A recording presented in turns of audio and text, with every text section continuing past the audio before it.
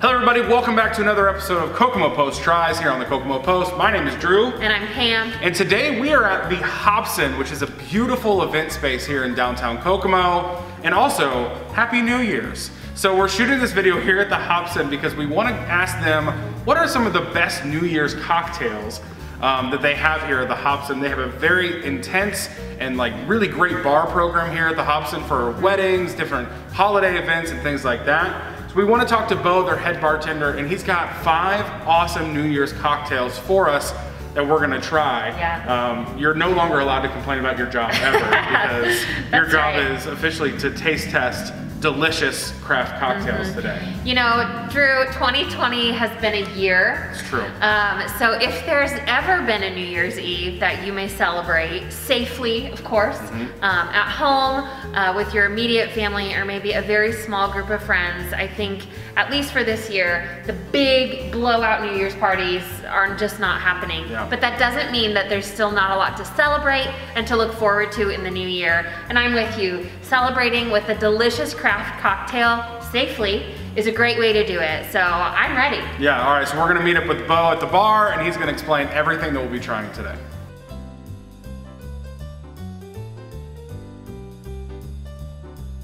Okay, so here we are at the Hobson Bar with Bo Bollinger, and we're really interested. Bo, tell us a little bit about what makes the bar at the Hobson special, and then tell us about the drinks that we're going to be trying today. Okay, yeah, our bar is a little different than a lot of venue bars because we kind of like to try and take on some of the cocktail bar vibe. So we like to use old cocktail recipes. So we scour through cocktail books to try and find old recipes and put our own twist on them. So today a lot of the drinks that I'm going to be making are twists on classics. So we'll be starting out with the Walnut Street, which is a twist on an old-fashioned that uses a black walnut liqueur. Then we're going to be trying the Frostberry, which is similar to a more of the lemon drop sort of world, but it's a raspberry and coconut drink. We're also going to be trying the Bee's Knees, which is a classic gin drink, which is the one I always tell people that are afraid of gin, try this before you tell me you don't like gin. Okay. We'll also be trying a drink called the Apple Pit, which one of my other bartenders created, which is a apple amaretto sour, which has been on every menu this fall, and ending with the Pomegranate Dream, which is a perfect sparkling wine cocktail to have at your New Year's parties. Wow. These drinks sound incredible. I'm really interested to try all these, especially the gin drink, because I fall in that category. I'm like, I don't really know if I'm a gin drinker, so I'm looking forward to giving this a try. All right, sounds good. Let's start making some drinks. All right, so the cocktails are made and now it is time for the best thing, which is to give them all a try. So, all right, Bo, what are we trying first? We are going to be trying the Walnut Street. This is our take on an old-fashioned used with a black walnut liqueur and our very special simple syrup, which if you're making cocktails at home, want to make something like this, making a simple syrup is the key to a lot. It's equal parts sugar, equal parts water. Put them in the stove, get it boiling, mix it up. That's why they call it simple. Yes. It's very simple. In a complex world of cocktails, that is a very simple thing. So, all right, the Walnut Street, named after a street right there, actually. So let's give it a try. Something like that. Cheers.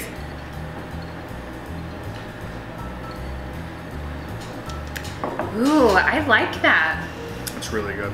It's really good. It's not too sweet, which I like. I don't like my drinks overly sweet. I love the aromatics from the orange. Yeah. And you can taste it. You know, it's really well balanced. I don't know, the orange thing, I'm always like, does that really change anything? Oh, I love it. But you can really taste it in this. You really can. It's been in the, the drink, the oils of the rind of the orange. Getting fancy on this. You really can taste the orange in that, and it's not too overpowering of sweet or liquor, or the drink or the alcohol that's in there. Really great drink. I could sip those all night. Yeah, this is delicious, and it is a sipping drink. This isn't this isn't a shot. Folks. Yeah, this isn't a shot. This is a really nice cocktail. Yeah, very good, very good. We'll see what's next. I have a very special drink for you. It's called the Apple Pit. This was a drink made in this bar by my brother-in-law, who's another bartender up here. We do a shot competition every once in a while, and his shot turned into this drink. And the pit is named after him. His last name is Pittman. This That's great. Apple amaretto sour. So get some of that almond flavor, some apple and lemon to cut it, and some sugar just to keep it balanced. Awesome. Enjoy. Thank you. Cheers. Smells really good. Did you? Oh, it smells delicious. Yeah. This drink, we haven't tasted it yet, but this drink smells to me like it would be so easy drinking. Almost too easy? Yeah, like almost too easy drinking, especially for a New Year's Eve party where you want to enjoy the festivities and pace yourself and have a celebratory drink. Yeah. You know what I mean? You know what I mean. I think apple and I think fall, and I smelled this. I'm like, I want this in a secret thermos while walking around a pumpkin patch or something like that. Drew, you do that? No. Oh, okay. No. But if I did, this is what I would want in that thermos. All right, sure. Let's give it a try. Cheers.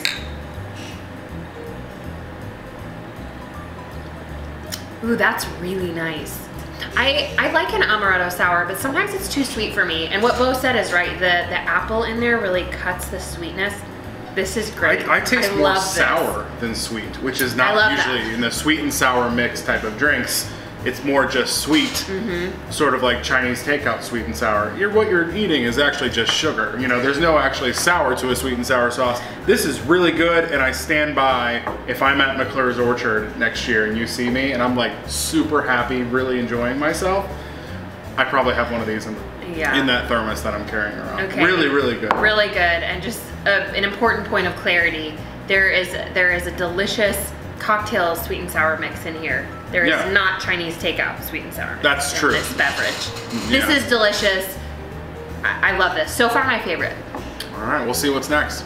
Okay, the next drink we're gonna try is the Bee's Knees, and this is what Bo was telling us about. This is the gin cocktail. So Bo, what do we have?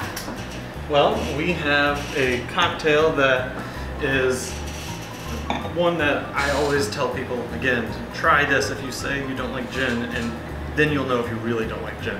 So we have some gin, we have some lemon juice, we have a honey syrup, and then we also have a dash of lavender bitters. Wow, it smells really good. Yeah. Quick clarifying question, is the flour in my drink edible? It is edible, but not delicious. It tastes like chewing on tea leaves, but it is beautiful and it is not toxic. It is beautiful. Love to see it. All right. Wow, I can't wait to try this. Cheers. Let's give it a try.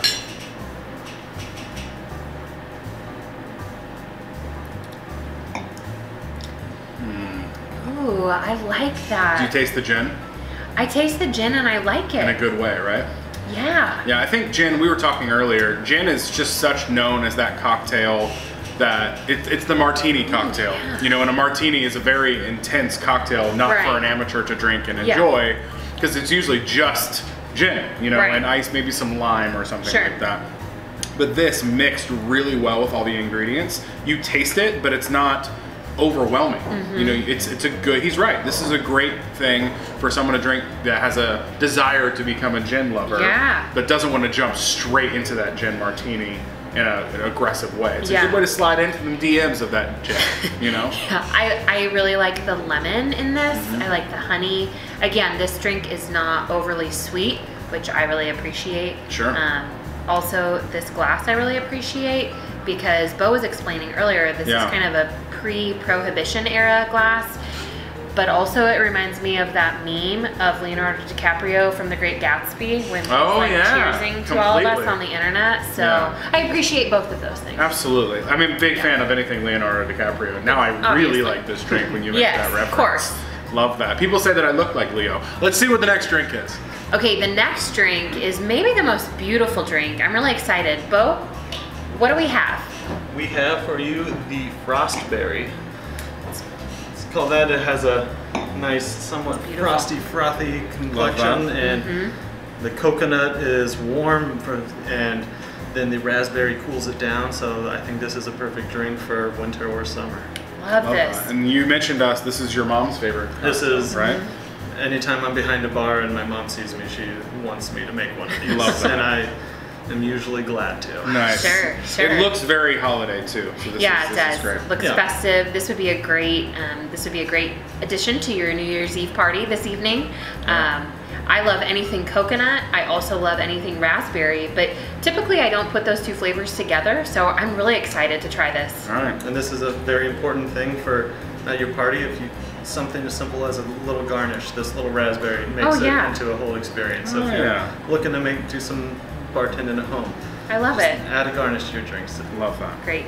Thank you. All right, let's give it a try. Cheers.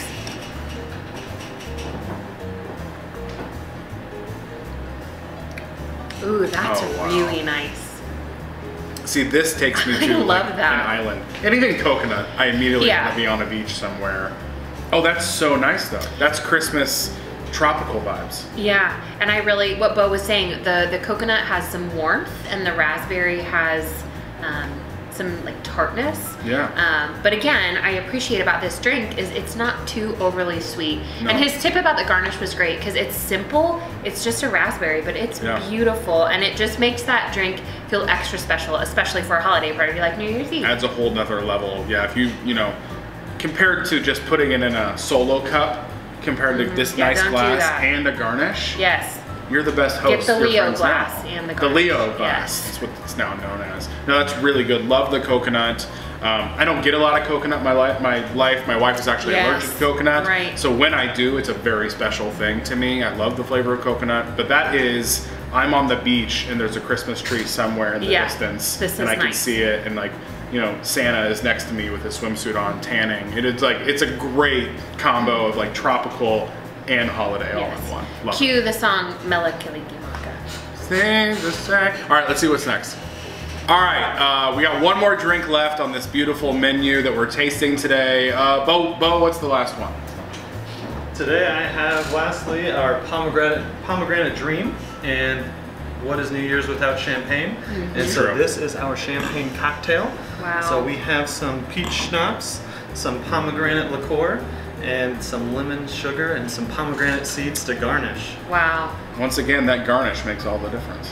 It does, and you know, this is something that I think people could do at home. Pomegranate seeds, as you can see, I hope the camera can catch this, but they usually float to the top or they float up and down. But that's such a simple way to elevate your drink to the next level and make it feel special and fancy.